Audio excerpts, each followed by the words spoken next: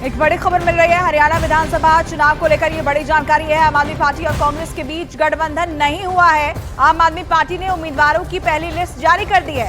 पहली लिस्ट में 20 सीटों पर उम्मीदवारों के नाम का ऐलान किया गया है। पहले भी ये बात सामने आई थी कि कांग्रेस को ये कहा गया था कि आज शाम तक आप लिस्ट जारी करें, नहीं तो हम अपने उम्मीदवारों के नाम का ऐलान कर देंगे। जावेद हमारे सहयोगी जुड़ गए हैं। जावेद, क्या और जानकारी है? देखिए, इस लिस्ट की सबसे बड़ी खबर ये है कि आम आदमी पार्टी और कांग्रेस के बीच गठबंधन नहीं हुआ है। हरियाणा में जो गठबंधन की बातचीत चल रही थी वो अब बातचीत बिल्कुल पूरी तरह से बंद हो चुकी है और अब जो है गठबंधन नहीं हो रहा है। पहली सूची आम आदमी पार्टी ने 20 उम्मीदवारों की जारी कर दी है। वो नाम भी अब सामने आ गए हैं, लेकिन सूत्र जो बता रहे हैं हमारे वो ये कि कल से ही आम आदमी पार्टी और कांग्रेस की बातचीत बिल्कुल बंद हो चुकी है। और ये बार बार आम आदमी पार्टी के तमाम सीनियर लीडर्स की तरफ से कहा जा रहा था कि अगर आज दोपहर तक बातचीत पर कांग्रेस की तरफ से कुछ नहीं आता है तो आम आदमी पार्टी अपनी सूची जारी कर देगी और 20 उम्मीदवारों की पहली सूची जारी कर दी है। आम आदमी पार्टी सभी 90 सीटों पर चुनाव लड़ने की बात लगातार कर रही है। तो हम ये कह सकते हैं कि जो गठबंधन बनाने की कोशिश की जा रही थी हरियाणा में आम आदमी पार्टी तो जावेद, सबसे बड़ी खबर तो यही हुई कि गठबंधन जिसके कयास लगाए जा रहे थे, जिसके बारे में कहा जा रहा था 1 से 2 दिन के अंदर अनाउंसमेंट हो जाएगी, सब कुछ फाइनल है, बात बनती हुई दिख रही है, वो गठबंधन हरियाणा में फिलहाल नहीं हो रहा है। बिल्कुल, हरियाणा में अब ये गठबंधन नहीं हो रहा है। ये तस्वीर पूरी तरह से साफ हो चुकी है।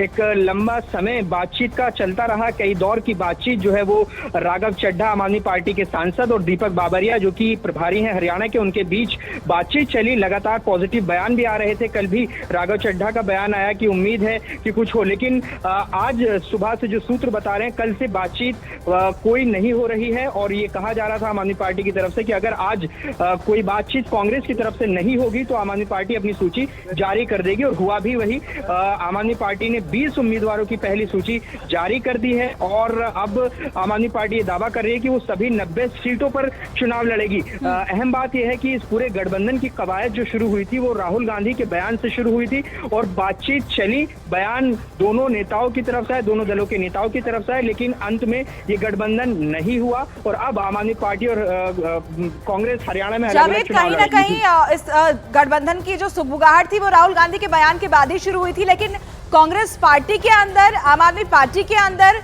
यहां पर कलह देखी जा रही थी, विरोधाभास भी नजर आ रहा था कि ये गठबंधन नहीं होना चाहिए और आखिरकार वही होता हुआ दिख रहा है। बिल्कुल, आम आदमी पार्टी के भीतर से ही विरोध के स्वर भी देखने को मिले थे। सोमनाथ भारती हैं, दिल्ली से विधायक हैं और लोकसभा के उम्मीदवार नई दिल्ली सीट से रहे। उन्होंने भी आरोप लगाया कि कांग्रेस के साथ गठबंधन नहीं करना चाहिए क्योंकि लोकसभा चुनाव में जो अनुभव था गठबंधन का वो ठीक नहीं रहा है। कांग्रेस के आला कमान के नेताओं ने उनके लिए प्रचार नहीं किया, जो लोकल लीडरशिप थी उसने कोई सहयोग नहीं किया और सीधे तौर पर सोमनाथ भारती ने कहा था कि गठबंधन नहीं होना चाहिए। एक बात। दूसरी बात यह है कि अब हरियाणा में जो गठबंधन को लेकर बातचीत चल रही थी उसके बारे में भी हमारे सूत्र कह रहे हैं कि इस बार गठबंधन को लेकर भी आम आदमी पार्टी में अब नाराजगी कांग्रेस को लेकर हो रही थी दरअसल, क्योंकि आखिरी दिनों तक गठबंधन की बातचीत खींची। कहीं ना कहीं आम आदमी पार्टी का जो प्रचार प्रसार हरियाणा में चल रहा था उसमें एक ठहराव देखने को मिला और कुछ नेता ये भी मान रहे कि एक तरह से कांग्रेस की रणनीति थी आम आदमी पार्टी का जो कैंपेन चल रहा है उसको होल्ड करने के लिए, ताकि इसको आखिरी दिनों में ले जाया जाए और वहां पर जाकर ये बातचीत ना बने। और अब वैसा भी होता हुआ इसलिए दिखाई दे रहा है क्योंकि आम आदमी पार्टी ने सूची जारी कर दी है। तो अब ये बिल्कुल साफ हो गया है कि आम आदमी पार्टी और कांग्रेस की राहें जो है वो बिल्कुल अलग अलग हरियाणा में होने जा रही हैं। जी ठीक है जावेद, बहुत शुक्रिया आपका इस जानकारी के लिए।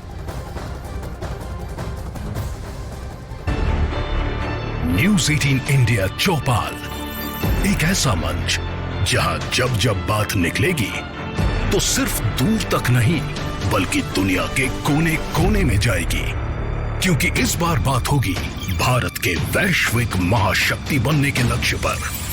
सरकार, समाज, सेलिब्रिटी और स्पोर्ट्स स्टार्स के साथ न्यूज़ 18 इंडिया चौपाल देखिए सिर्फ न्यूज़ 18 इंडिया पर।